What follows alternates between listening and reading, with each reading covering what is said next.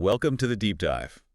So you've done it. You've prepared the house, you've staged it, marketed it, shown it, and finally, yes, an offer lands in your inbox. That feels huge. It is a big step, definitely. Yeah. A moment to celebrate for sure. But, if you think that's the finish line, you might be missing out on, well, maybe the most crucial part for your actual profit, the negotiation. Absolutely. That's precisely it. This is where all that hard prep work really cashes in, or doesn't if you're not careful. The number on that offer, that's just the opening bid, really. Right. Getting the best terms, the timelines, who takes what risk, the contingencies, that's where you really make the difference between a decent deal and a great one. Okay, so today we're diving deep into that. We're pulling together insights from, well, all over psychology, investment strategy, seasoned real estate pros. Yeah, the goal is to build a kind of strategic framework, a blueprint, so you can go into that negotiation and secure the absolute best price and the best terms possible. Our mission, then, is to help you shift from just reacting to an offer to proactively shaping it. We're going to cover the groundwork you lay even before the offer comes in, the financial tools you can use. And even some, let's say, advanced communication tactics, think FBI negotiation level, to help you really steer the conversation. Because approaching this like a pro is how you get the most out of your biggest asset, right? So let's get into it. Where do we start? Preparation, I assume. Exactly. Your power in any negotiation comes from leverage.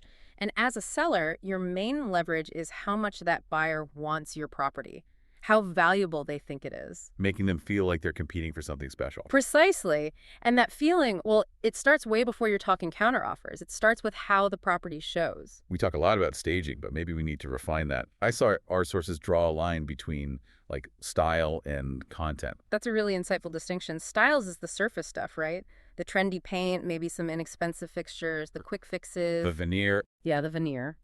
But the content, that's the deeper stuff. The smart floor plan, the way the space flows naturally, maybe features like high ceilings or unique architectural details that you just can't easily replicate. Things that cost real money to change or create. Exactly. So the staging, the style choices you make, they shouldn't just be generic. They need to actively highlight that valuable permanent content. Okay, so it's targeted, like knowing who your buyer is likely to be, say, baby boomers. Perfect example. If boomers are your target market, you don't stage for some abstract idea of luxury. You stage for their specific needs. They often prioritize, quality and durability over flashy brand names. Right, function over form sometimes. In a way, yes. Reliable function. So Yeah. you'd focus on showing off great space for entertaining, maybe making sure main floor areas feel accessible and spacious. And storage. They often need lots of storage for things they're not ready to part with. Makes sense. And of course, updated kitchens and bathrooms are pretty much non-negotiable for that group. Clean, modern, functional, that signals quality and move-in readiness. So you're creating perceived value, focusing on what they value, without maybe overspending on things that don't add real utility for them. Smart. Yeah. What about the outside? Curb appeal, that negotiation starts the second they pull up, right? Oh, absolutely. First impressions are huge leverage points. There's a checklist, really. You've got to prune back any overgrown shrubs, especially if they're blocking windows or walkways. Lock path feels bad, dark window feels unwelcoming. Exactly. You need to weed, edge the beds, put down fresh mulch. Simple stuff, but it signals care. And the front door, that's a focal point. Give it a good clean, maybe a fresh coat of paint. Okay. And here's a tiny detail that punches above its weight.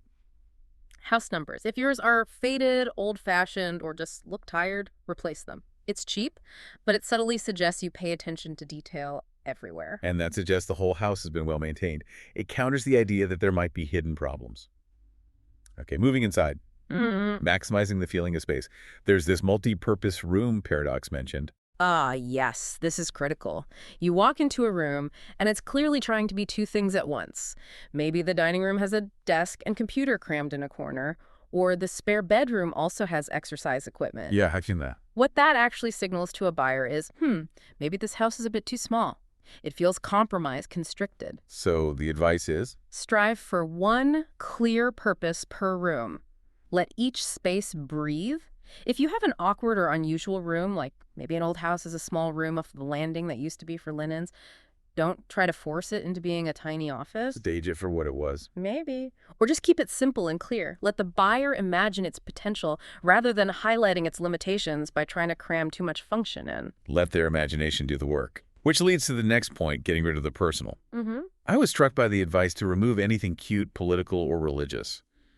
Why is that total depersonalization so important before the negotiation even starts? Because you need the buyer to mentally move in while they're walking through. If your life is too present, family photos everywhere, strong political statements, very specific collections, it keeps reminding them, this isn't my space, it's their space. It breaks the spell. Completely. Our sources even say, check the medicine cabinets. Seeing someone else's specific medications or, personal grooming stuff like Lactate or Nair, Yeah. it's a visceral reminder this is someone else's home. It just stops their imagination cold. Wow. Okay. So pack it all up. Pack it up, let them walk through and mentally place their furniture, imagine their family photos on the walls. That sense of this could be ours creates emotional momentum. And that emotion, that's powerful leverage for you as the seller. Okay, so we've covered the look and feel, the psychological staging. Now let's talk about the bones, the stuff that's inherently valuable because it's permanent or really expensive to add later. Right, the intrinsic worth. These are the features you really lean on in your marketing and make sure the buyer's agent understands fully. Think high ceilings. Yeah. Why are those so key? Well, think about new construction today. With costs for materials and labor, developers are rarely building homes with really high ceilings anymore. It's just too expensive. But buyers love that feeling of volume and light. It feels luxurious, and it's not something they can easily add. So it's a built-in premium, like a great view. Exactly like a great view. If you've got one, you make sure you have huge picture windows framing it perfectly. That view is an unchangeable asset of the location, and maximizing it is, as one source put it, worth a small fortune. These are the points you hold firm on when the price negotiation starts. Okay, but what if you know something's coming up, like the furnace isn't brand new or the kitchen cabinets look a bit dated? You know the inspection's probably going to flag it. How do you get ahead of that negotiation? You arm yourself with data, industry standards. Know the typical life expectancy of major components. For example, decent kitchen cabinets might last, say, 15 to 25 years. Granite countertops, maybe 25 years plus. So if a buyer comes in asking for a huge credit for 16-year-old cabinets, Yeah. You can push back gently but firmly. Acknowledge the age, sure, but frame it using the standard. Well, based on industry averages, they likely have another, 8 or 9 years of useful life left. It shifts the conversation from their subjective feeling, they look old, to a more objective discussion about remaining value. turns a vague demand into a calculation. Good point. And what about sellers who've just done renovations, maybe flippers? If they end up offering a credit instead of doing a repair themselves, they need to know the real cost, right? Absolutely vital, especially with painting. If you're painting fresh drywall or doing a major color change like dark to light, that's way more work than just slapping on another coat of the same color. You should expect that to cost maybe 25, even 35% more. Okay. So if a buyer asks for a $5,000 painting credit, and you know from your own quotes it would only cost $3,000 to do it properly, you have specific data to counter their demand. It shows you've done your homework and helps you hold your price. All right, the house is prepped physically, and we understand its intrinsic value. Now, the mindset. Negotiation is pressure. It's sales. How do we approach it mentally? Our sources talk about focus and efficiency. They do, and they combine two really powerful ideas. First is the 80-20 rule Pareto principle. Figure out the few crucial tasks that will get you 80% of the result. Like responding to the inspection report quickly. Exactly. And second is Parkinson's law. Work expands to fill the time available. So shorten the time you give yourself for those critical tasks. Set aggressive deadlines. Yes, merge those two. Identify the one or two things that really matter right now. Maybe it's getting that counteroffer drafted, and give yourself a strict short deadline to do it. It forces focus and stops you from overthinking or procrastinating, which can kill a negotiation. Sounds intense, like training for a sport. But there was another mindset shift mentioned about what you're actually selling. It's not just a house. That's a powerful concept from the ninja selling approach. It says real estate isn't the end goal. It's just a vehicle to help people improve their lives in what they call the 4 core areas.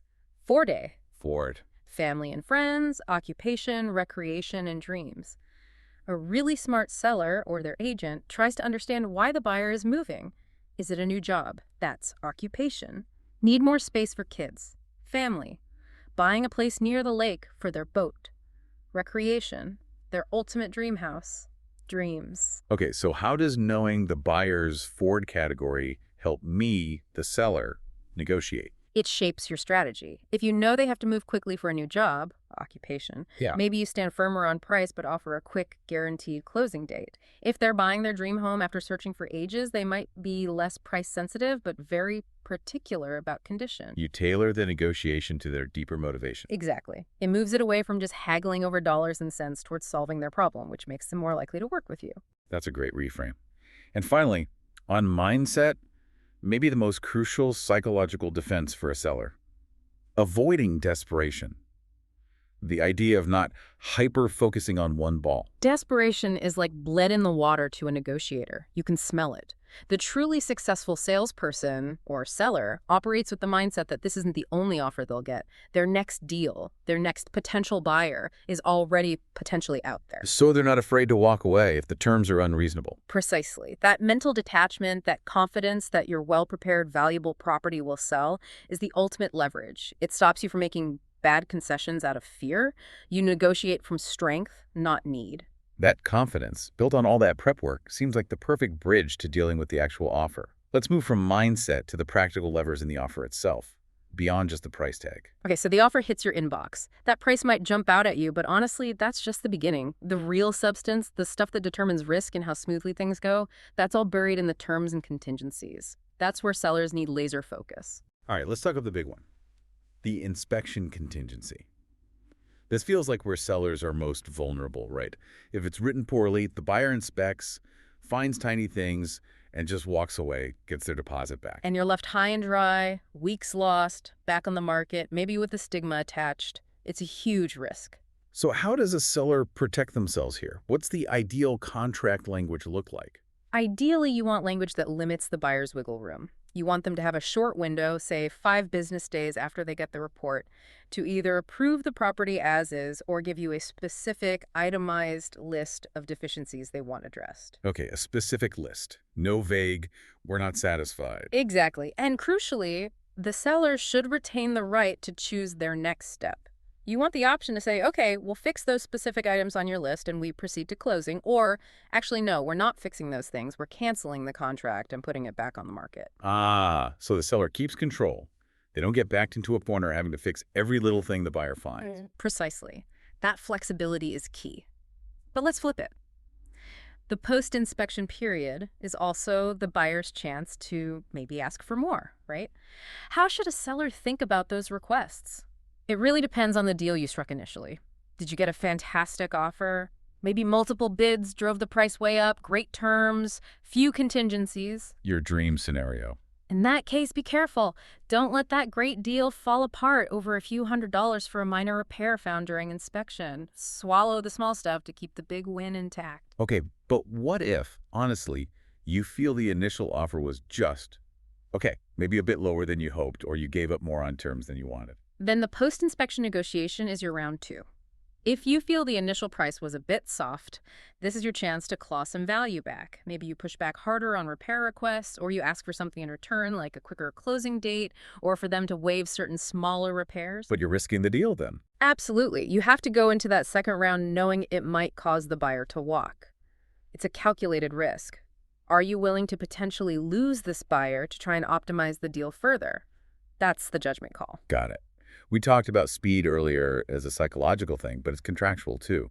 Closing timeline, huge leverage point, especially with investors maybe. Oh, massively. For investors buying properties, especially if they feel they're getting a good price, often the seller is motivated by speed. They need the cash out, they want it done.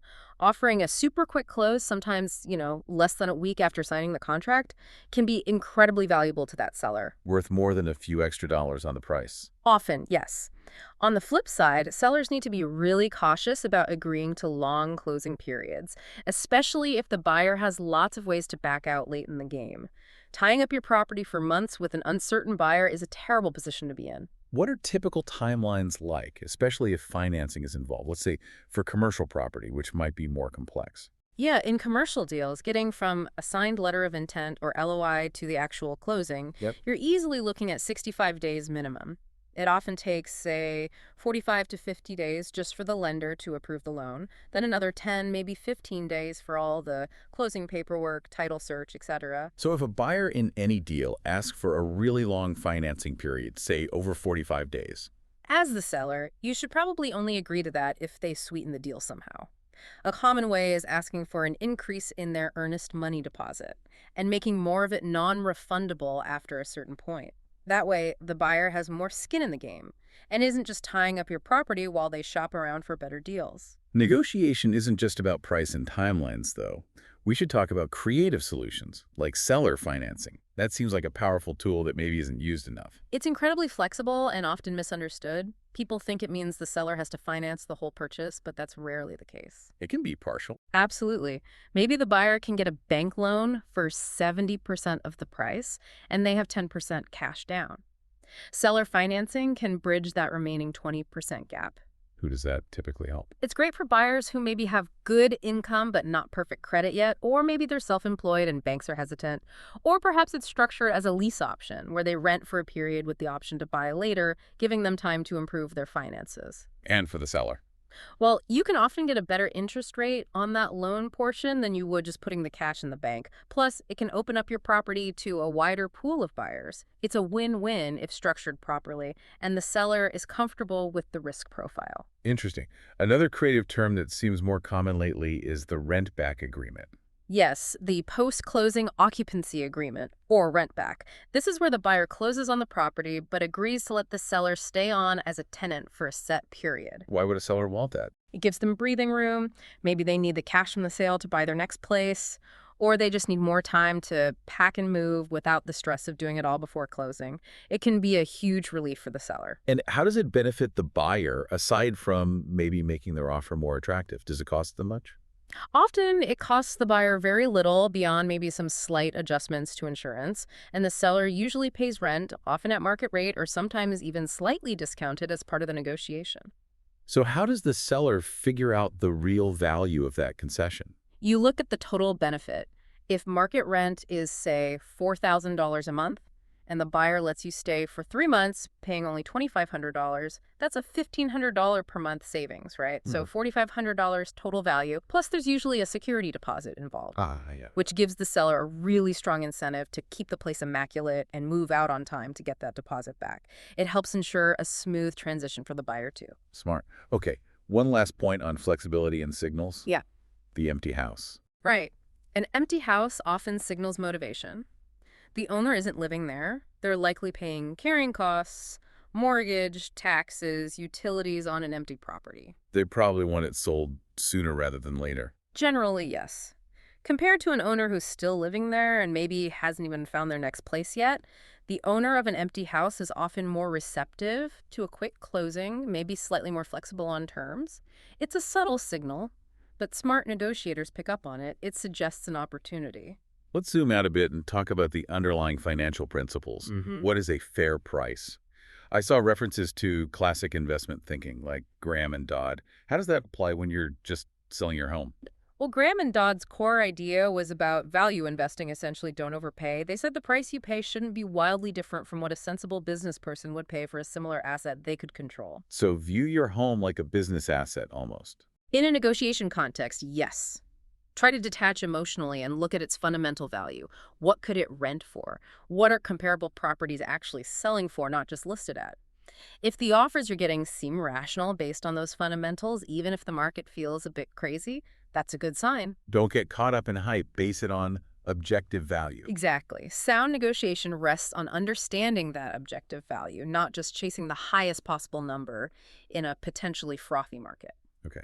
And a key metric in any real estate deal involving a loan is loan to value, LTV. That's the loan amount divided by the property's value. Why does the seller need to care about the buyer's LTV? Because it directly impacts whether the deal can actually close. LTV is the lender's main tool for managing their risk.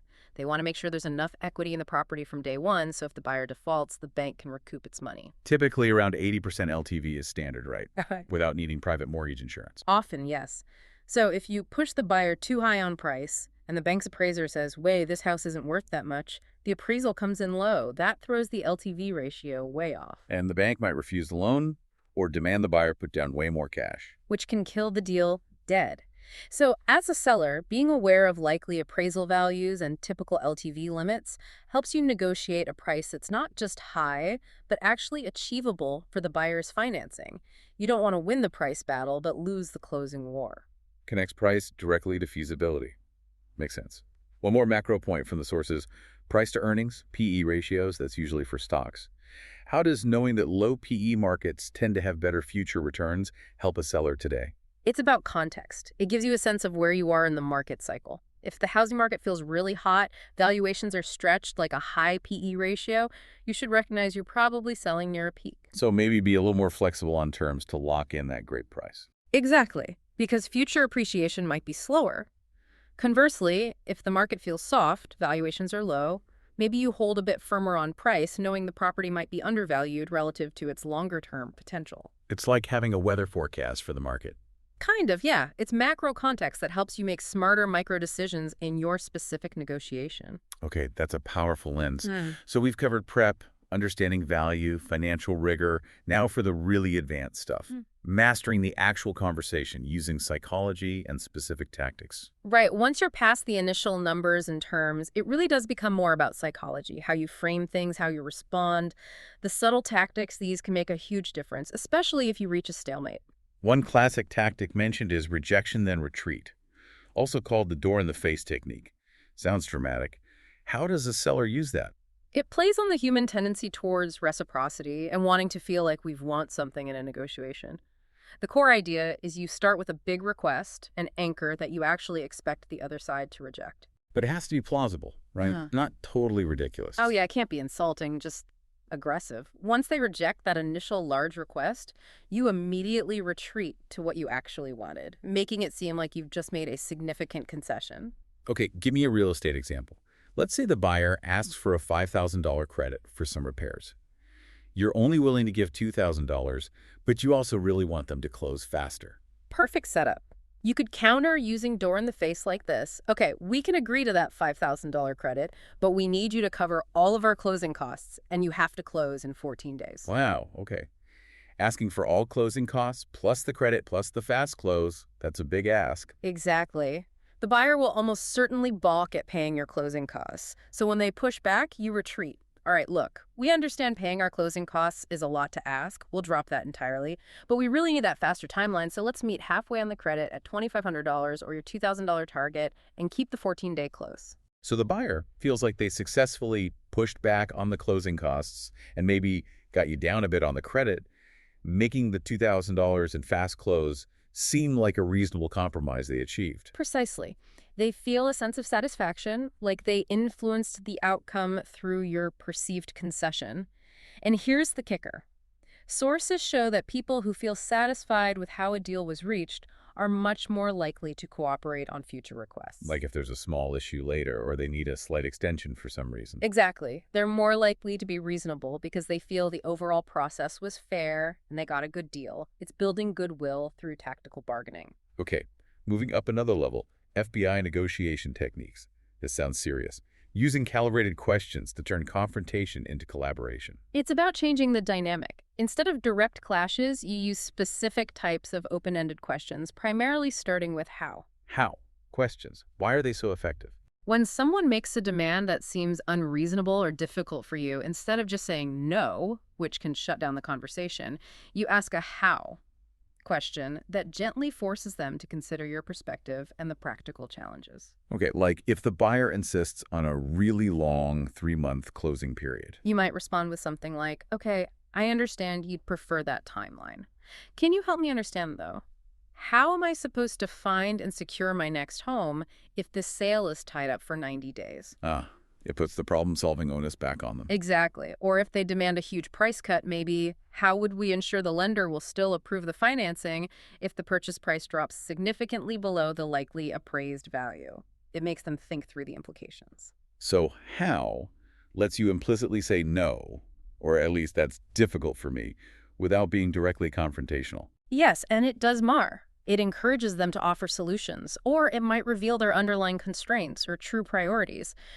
If they can't answer the how question logically, often their demand was based more on emotion or just trying it on, and they might back down. And this is contrasted really sharply with asking why. Oh, absolutely. The sources are crystal clear. Asking why in almost any negotiation context is usually counterproductive. Why is why so bad?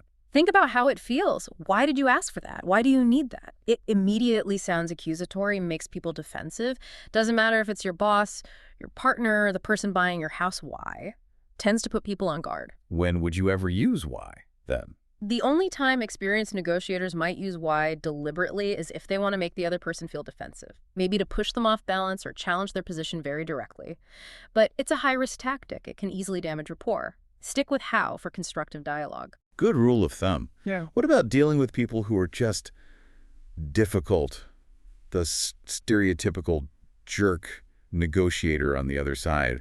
How do you use these techniques without getting drawn into a fight? The advice is surprisingly simple. Tactical deference. Treat them with politeness and patience, even if they're being aggressive or unreasonable. Bite your tongue, basically. To an extent, yes. Don't mirror their aggression. Maintaining your own calm, respectful demeanor gives you the space to absorb their attacks without reacting emotionally. And critically, it allows you to keep using those calibrated how questions. So you wear them down with politeness and logic? Essentially, yes. You use their aggression as an opportunity to gather information and gently push back with questions they struggle to answer reasonably. You turn their heat into your time to think and strategize. Patience and calibrated questions can diffuse a lot of bluster. Okay, so the ultimate aim, whether you're the seller directly involved or you're working with a great agent, is this idea of green light selling. What does that mean? It means your goal is to get the buyer to a state of clarity and confidence. When they see the right house or they receive a reasonable counteroffer, they feel ready and able to say yes immediately. They have the internal green light. Because if they're confused or scared, Then they hesitate. They get a red light or a yellow light. Mm. They delay. They second guess. Maybe the deal falls apart over uncertainty. Confusion and fear are the enemies of a smooth closing.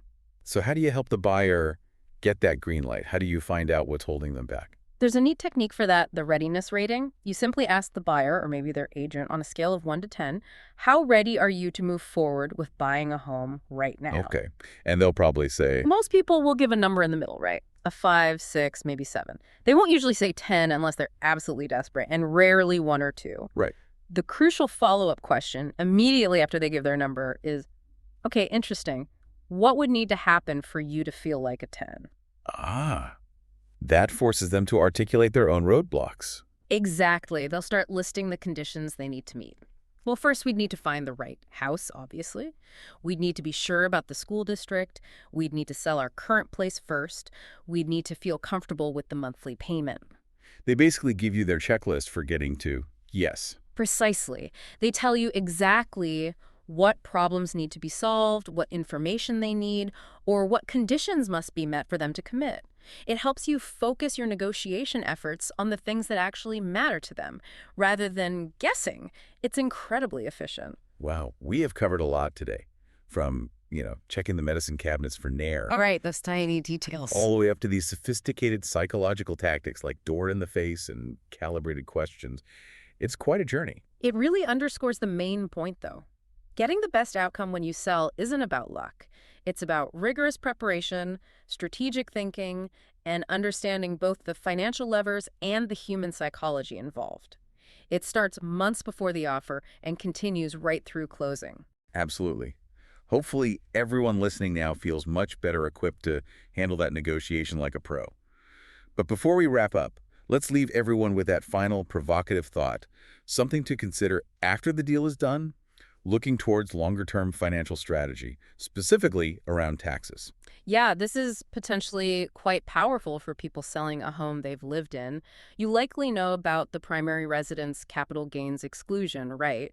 Where you can exclude a big chunk of profit from taxes, up to $250,000 for single filers, $500,000 if you're married filing jointly. Right, a huge benefit of home ownership. It is. But what many people don't realize is that under certain circumstances, you might be able to combine that exclusion with another powerful tax tool, Mm. the 1031 exchange, which allows you to defer taxes on investment property sales. Wait, how can you combine those? One's for your home, one's for investment property? It's complex, and you definitely need professional tax advice, but the strategy involves converting your primary residence into a rental property first.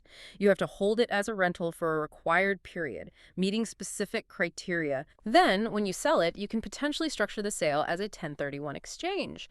The rules allow you to first apply the primary residence exclusion to the portion of the gain attributable to the time you live there, up to the $250K, $500K limit.